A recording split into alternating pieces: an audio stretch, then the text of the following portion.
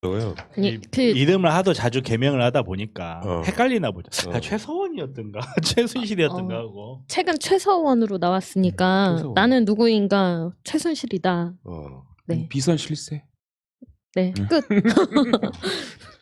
그러니까 이게 그날 뭐 언론에 보도된 아니 언론이 하도 자세하게 보도를 해가지고요. 아 책을 읽을 필요 없겠구나 이렇게 썼구나.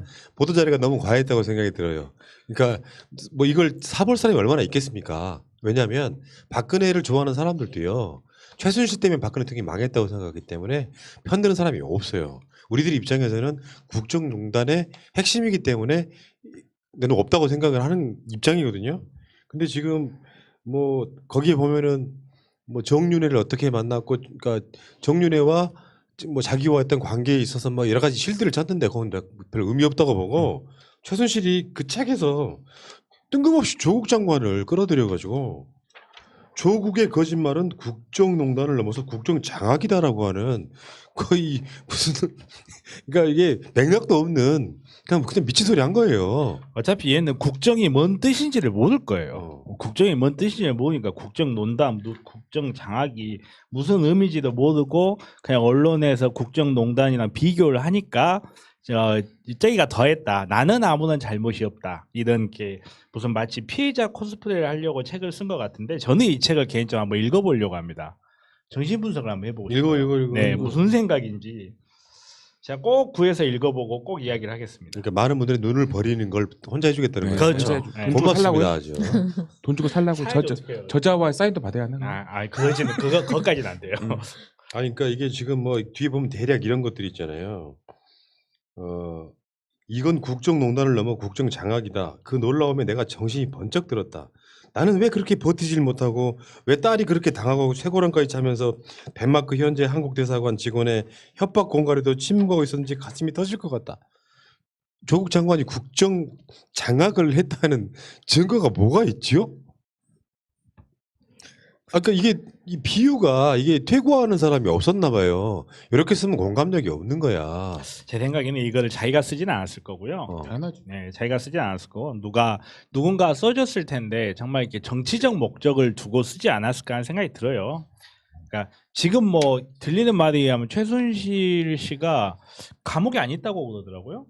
뭐 병원에 나와 있다. 뭐 그런 이야기도 네, 들리죠. 그런 이야기가 있던데 뭐 정확하게 어떻게 됐는지 모르겠는데. 그런 것들이 이슈화가 되고 사람들한테 말이 되고 또 어느 순간인가 지금 막 박근혜라든지 그리고 뭐 이명박에 대한 사면 이야기 막 이런 게 나오니까 때는 이때다. 지금이 숟가락을 얹을 때다 하고 갑툭튀도 튀어나와가지고 하는 것 같은데 정말 분위기 파악 못하는 짓이다. 그러니까 이제 국정장악이면요. 문재인 정부의 검찰이 질질질 끌어가지고 수개월 동안 조국 장관의 가족만 탈탈탈 털어가지고 완전히 가족을 악마로 만들어놨잖아요. 이게 국정장악이에요. 국정장악이었으면 윤석열이 바로 모가지가 잘리면서 조국 장관이 법무부 장관 지금도 하고 있어야 되는 거야. 그 정도 되면 국정장악이라고 인정해 줄게 하는데 전혀 그런 게 없잖아요. 문 대통령과 가장 가까운 수석이었지만 지금까지 거처를 걷고 있는 것이 국정장악입니까? 어제 우리가 방송한 내용 중에 왜 이 검찰이 살아있는 권력을 견제하기 위해서 조국 장관 수사했다 이렇게 말하는 거랑 똑같은 맥락입니다. 내가 봤을 때는. 저는 조금 놀라웠던 게 허리와 다리에 끊어질 듯한 통증을 느껴 자기 공명 영상 촬영을 한 등 건강상의 어려움도 증했다고 하는데요. 일반 수감자가요. 허리 다리 아프다고 MRI 못 찍습니다. 정말 이렇게 허리 아프다고 MRI 찍으셨던 대표적인 인물이 있죠. 우리 최서원 씨의 꼭두각 씨였던 분. 그런 분들이나 돼야 허리 다리 아프다고 MRI 찍어주지. 교도행정에서 교도소에 들어가게 되면 그때부터 국민건강보험에 혜택을 못 받거든요. 혜택을 못 받기 때문에 MRI 비용이라든지 입원 비용 같은 거 국가에서 다 책임져야 돼요. 이런 비용들을 그렇게 쉽게 저 허리 아픈데 아 그래? MRI 안 해주거든요. 그렇게 정말 지금도 특혜를 받고 있지 않나 좀 그런 의심이 들더라고요. 아니 삼성의 이재용도 그 말 때문에 딸한테 준 것 때문에 이미 뇌물로 받았잖아요. 모든 그런 것도 알고 있는데 그건 아니라고 할 수가 없는 건데 그거 어떻게 되는 거예요? 그럼 이재용도 무죄가 되는 거예요? 그러니까 아니잖아요, 다. 국정장악이라는 어떤 거냐면요. 대통령의 연설문을 비서관이 쓰는 게 아니라 순실이가 써주는 거예요. 그게 국정장악이야. 검토. 대통령님 말씀하시는데 아니 가이드라인을 주잖아. 이렇게 하라고. 그게 음. 국정장악이라고. 장관 중에 누구 중에 마음에 안 들면 걔 속가내는 것도 해버려요. 조국 장관이 그랬습니까?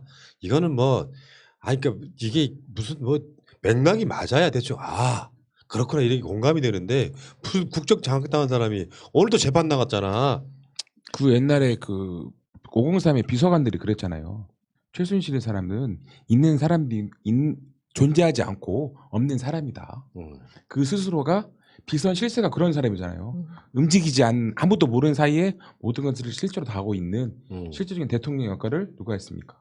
최서원 씨가 했잖아요. 그러니까 민주주의의 과실을 민주주의의 적들이 다 따먹는 걸 보면서 정말 화가 나죠. 이렇게 정말 이렇게 표현의 자유를 위해서 노력한 거 우리인데 정작 표현의 자유를 노리고 있는 거 이렇게 최순실 같은 자들이 표현의 자유를 노리고 있는 거 보면서 화가 나는데 사실 누구도 얘네들한테서 명랑 맞는 말이 나올 거나 기대는 안 하잖아요.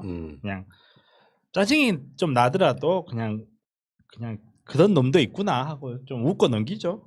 알겠습니다. 자, 연병하네 라는 소리가 절로 나오는 상황이네요. 아니, 그 필터링가 되지 않나? 자, 제가 이런 코너를 하나 만들려고 그래요. 조중동 경의 탑뉴스. 날마다.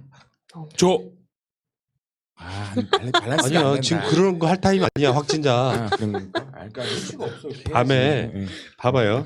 어제 이슈는 뭐였냐면은 김여정 부부장의 담화 이런 거였단 말이야. 어제 간밤에 조중동 경의 탑뉴스 한번 보겠습니다. 조선일보 탑. 놈, 골수, 전응한, 악녀로 돌변한 김여정.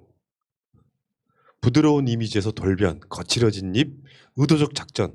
요거는 이제 부제목이고 아까 말한 놈, 골수, 전응한, 악녀로 돌변한 김여정이 조선일보 탑이에요. 다음에 중앙일보. 삐라 방치된 최악. 김여정 엄포엔 공포 비친다. 굉장히 부정적인 지금 제목을 달았고요. 이 탑이라는 게 그냥 헤드라인이 아니고 그 홈페이지 들어가면 맨 앞에 어마어마하게 크게 달아놓는 거. 요게 요거고. 다음에 동아일보 탑은 제가 그런 미세한 결을 하나 말씀드릴게요. 조선일보하고 중앙일보는 문재인 정부 때리기에 여념 없는 애들이고 원래 동아일보는 요즘에 논조가 상당히 많이 바뀌었습니다. 그러니까 조선과 중앙처럼 같이 안 가려고 노력해. 왜? 채널에 문제가 걸려 있거든요. 그리고 동아일보 탑은 코로나 관련 예산 2%뿐. 그러니까 미래통합당이 3차 추경을 분석했더니 코로나 관련 예산은 2%뿐이라고 올렸더라고요. 다만 동아일보의 사설은 역대 최대의 3차 추경 내놓자마자 벌써 4차 5차 거론 이런 식으로 이런 뉘앙스로 가더라고.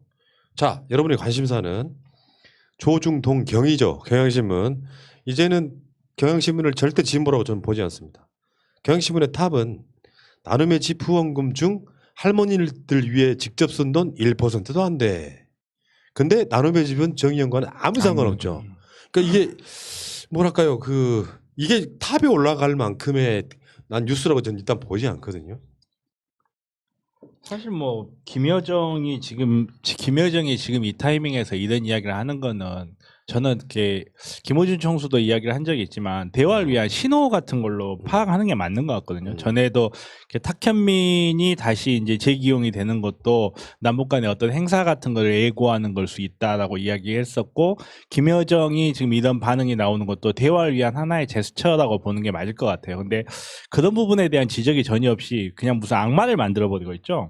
뭐 늘 해왔던 일을 하는 거니까 새삼스럽지도 않긴 한데 참 한결같다는 생각이 들어요. 똥개가 똥을 끊겠냐 하는 그런 마인드 그렇죠. 있잖아요. 절대 안 바뀌는.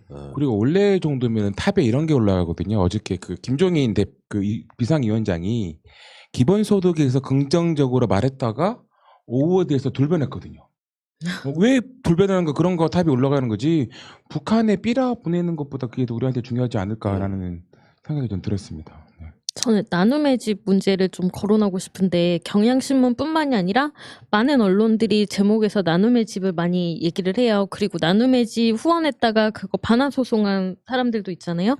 정의연과 관련이 없는데 제목에 정의연을 달아서 괜히 정의연에 후원한 사람들도 반환금 소송을 걸었나? 라고 이렇게 인식되게끔 많은 언론들이 다루고 있는데 이것 좀 그만 좀 했으면 좋겠습니다. 네. 닥치시오. 자, 근데 어제요 재밌는 보도를 하나 봤습니다. MBC가 방송 시작하자마자 그 박사방에 가입했던 기자에 대한 보도를 하더라고요. 일종의 반성이죠. 조사를 해봤더니 이 기자는 취재 목적으로 박사방에 가입한 게 아니었다. 자, 본인은 취재 목적이라고 이야기했지만 사실은 뭐 윗선에다 보고한 적도 없고, 그러니까 취재 목적이 아니었다. 그래서 지금 인사위원회를 열어서 징계를 논의하고 있다. 죄송하게 생각한다. 이런 식의 자기 반성을 먼저 하더라고요.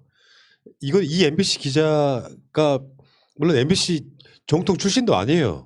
MBC 그 흑역사 시절에 외부에서 데리고 왔던 시용 기자 출신인 사람인데, 문제는 MBC 입장에서 본인의 잘못을 방송 처음에 그 이야기를 함으로써 이 진솔하게 반성할 수 있다는 거에 대해서 한 높이 평가를 했거든요. 그래서 뭐 이렇게 쉴드 치려고 하고 뭐 채널A처럼 그런 짓거리를 하는 게 아니고, 그 채널A의 그 한동훈과 이동재 이 커넥션을 막으려고 하는 그런 짓거리가 아니고, 우리 이 기자는 분명히 잘못했다. 징계를 논의하겠다 이런 식으로 자기가 자기 고백을 솔직히 하는 모습 보고 MBC는 발전 가능성이 여전히 있구나. 지금 살아있는 언론이 유일하게 MBC다라고 말씀하시는 분도 있잖아요. 사실 신뢰라는 거는 어. 어떤 조직에 대해서 의심조차 못하게 한 데서 나오는 게 아니거든요. 모든 조직이 잘못될 수 있고 아무리 좋은 제도라고 해도 오류가 생길 수 있어요. 그 오류가 생겼을 때 그걸 어떻게 인정하고 어떻게 그걸 보완해 나가는지, 그 과정에서 오류가 잡아지는 거고 신뢰가 두터워지는 거지. 뭐 재판 결과니까 무조건 받아들여라, 의심조차 못하게, 이렇게 함으로써 신뢰가 얻어지는 게 아니거든요.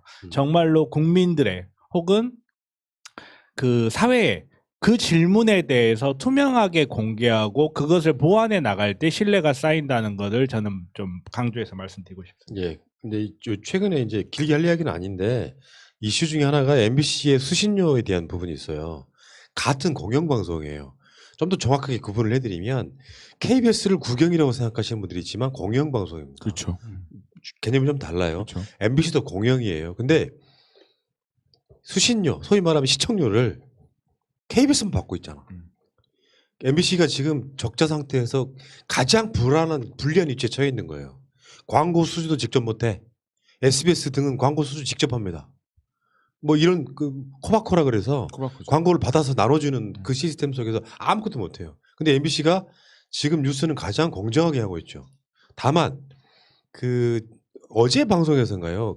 청와대가 자랑했던 두 가지 경사가 있어요. LNG선 23조짜리 수주한 거랑 뭐 네이처지에서 우리 한국을 다룬 거랑 한 이야기, 보도 안 할 거라고 했더니 진짜 보도 한 군데도 안 해. 지상파에서는. 이런 지점 좀 약간 안타깝다. 잘 되고 있는 부분도 잘하고 있다고 보도를 해줘야 되는데 아직도 관성이 좀 절어 있는 것 같긴 하지만, 어쨌든 지금 최근에 보도 보면요, JTBC는 이상한 쪽으로 들어지더라고. 그러니까 JTBC는 마치 이를테면은 요즘의 논조 같으면은 진보 언론인데 문재인 정부 까는 진보 언론죠. 뭔가 방향성 이상하게 잡히고 있더라고요. 어쨌건 MBC가 좀 더 화이팅 해주시기 바라겠고, 조중동 경에 이런 헛발질들이 이제는 구분이 안 되잖아. 경향신문이나 조선일보로 구분을 어떻게 해? 저는 못한다고 봅니다. 자, 그 이야기는 여기까지 하겠습니다.